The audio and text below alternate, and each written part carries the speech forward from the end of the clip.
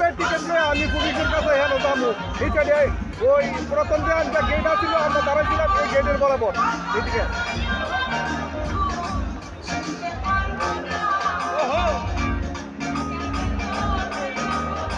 আমি উপরাই দিব পুলিশে আলো খারা হেন আই দিব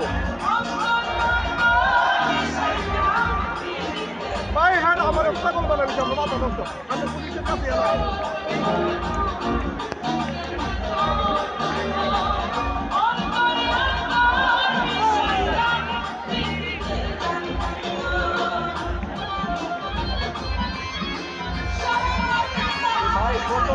আমরা দাঁড়াইছিলাম দুপুরে এইদিকে যে গেটটা এই গেটের উপরে